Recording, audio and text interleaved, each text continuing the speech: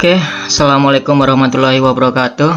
Baik, kita ketemu lagi dengan saya Sukrihanto Sasugiarto. Hari ini masih dengan pembahasan berkaitan mata kuliah aspek hukum ekonomi syariah.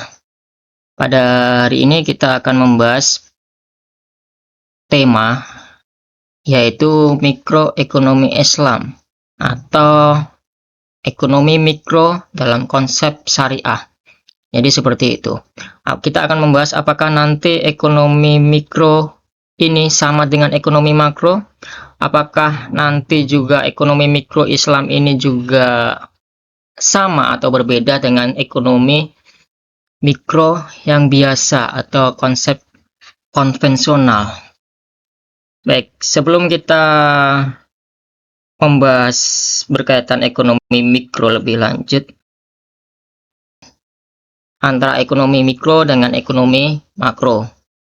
Nah, apa yang membedakan di antara keduanya? Yang membedakan itu adalah di mana ekonomi mikro itu adalah subjek pembahasannya itu adalah berkaitan dengan individu, berkaitan dengan rumah tangga, berkaitan dengan perusahaan, termasuk juga kalau dalam slide ini kita akan membahas berkaitan dengan penawaran sama permintaan. Sedangkan kalau dalam konsep ekonomi makro, itu kita membahas secara global, membahas berkaitan negara, membahas berkaitan dengan pendapatan nasional, membahas berkaitan dengan PDB. PDB itu adalah pendapatan domestik bruto. Kita juga akan membahas berkaitan inflasi dalam ekonomi makro, membahas juga berkaitan dengan pengangguran.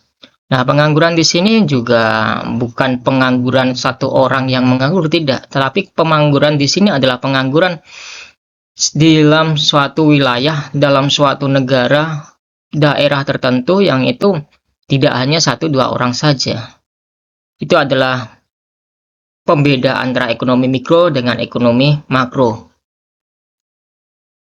Kalau secara gampang, kita bisa membedakan ekonomi mikro dengan ekonomi makro itu dengan istilah, misalnya ekonomi mikro kita anggap satu pohon, sedangkan kalau ekonomi makro kita membahas satu hutan. Jadi ketika kita bicara mikro, maka kita hanya bicara satu pohon saja. Bicara satu pohon, maka kita bicara bagaimana pohon itu mendapatkan nutrisi, bagaimana pohon itu mendapatkan air, bagaimana pohon itu mendapatkan sinar matahari, bagaimana pohon itu mengeluarkan buahnya, bagaimana pohon itu melakukan fotosintesis. Jadi seperti itu. Tetapi ketika kita bicara makro, maka kita bicara satu hutan. Bagaimana suatu ekosistem di dalam hutan tersebut. Tidak hanya berkaitan dalam lebih dari satu pohon, tetapi dalam hutan ada ekosistem lainnya. Seperti adanya hewan, seperti adanya tumbuhan-tumbuhan yang lainnya misalnya.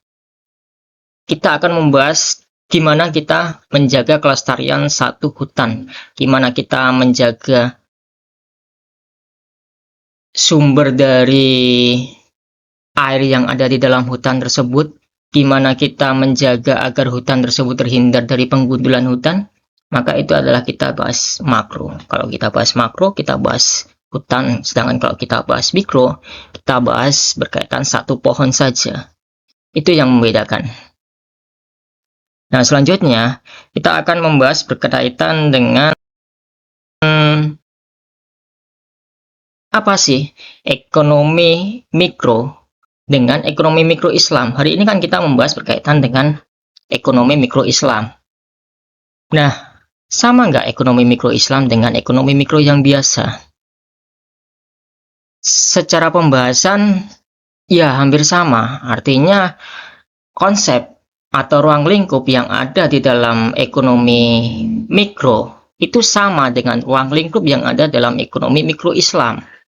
Yang membedakan hanyalah pada penggunaan atau adanya prinsip dasar dari ekonomi syariah itu sendiri. Jadi ketika kita bicara ekonomi mikro, konsep biasa, maka kita bicara ekonomi mikro tanpa mempertimbangkan ajaran syariah. Sedangkan ketika kita bicara ekonomi mikro syariah atau ekonomi mikro Islam, maka dalam hal ini kita akan mempertimbangkan konsep-konsep ekonomi mikro tersebut yang tidak bertentangan dengan prinsip dasar ekonomi syariah. Misalnya kalau dalam ini ada konsep zakat. Artinya ketika kita bicara ekonomi mikro, ada suatu individu yang mereka bekerja, penghasilannya itu misalnya 100 juta. Mereka tidak ada konsep untuk membayar zakat. Tetapi ketika kita bicara ke syariah, maka ketika suatu pendapatan tersebut misalnya 100 juta, kita akan bicara apakah uang 100 juta ini memenuhi persyaratan untuk dikeluarkan zakat penghasilan, apakah memenuhi haul, apakah memenuhi nisab. Nah, kita bicara itu. Kita juga bicara bahwa di dalam ekonomi mikro itu adanya distribusi pendapatan yang melalui itu tadi, melalui zakat. Terus kemudian adanya konsep tanpa riba. Ketika kita bicara ekonomi mikro biasa ya, bicara bunga. Boleh pakai bunga. Tapi ketika kita masuk ke ekonomi mikro, ya itu tanpa riba. Kita mengkonsumsi barang, ya barang itu tanpa adanya bunga. Seperti itu. Terus kemudian ada juga konsep no maisir atau tidak adanya spekulasi. Terus kemudian adanya konsep muamalah. Dalam konsep muamalah ada batasan. Dalam batasan konsumsi kita terbatas bahwa barang yang kita konsumsi itu tidak boleh berisi atau mengandung zat yang diharamkan oleh syariah. Sedangkan kalau dalam konsep biasa atau ekonomi biasa, maka produksi homer, mengkonsumsi homer, memakan babi, jual beli babi itu boleh. Tetapi ketika kita bicara mikro, ya mikro Islam, maka itu tidak boleh.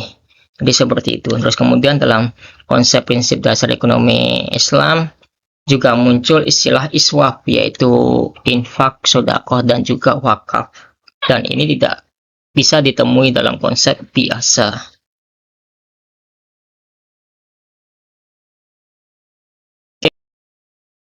Oke, selanjutnya kita bicara pengertian dari ekonomi mikro. Nah, ekonomi mikro ini kalau menurutnya pendapat, ada banyak pendapat ya berkaitan tentang pengertian ekonomi. Saya ambil mengutip dari pendapatnya Ng Menkyu. Jadi ekonomi mikro menurut beliau itu adalah ilmu yang membahas berkaitan peran individu, pelaku ekonomi, bagaimana suatu rumah tangga dan perusahaan membuat keputusan, serta bagaimana mereka berinteraksi dalam pasar tertentu. Itu adalah pendapatnya Ng Menkyu. Jadi berkaitan dengan rumah tangga, berkaitan dengan perusahaan dalam memutuskan sesuatu. Memutuskan untuk apa? Memutuskan untuk mendapatkan apa yang mereka inginkan di dalam suatu pasar. Jadi seperti itu. Oke, saya kira itu saja untuk hari ini. Jadi ketika berkaitan penjelasan lebih rincinya akan kita bahas di lain waktu. Oke, itu saja. Saya akhiri. Wassalamualaikum warahmatullahi wabarakatuh.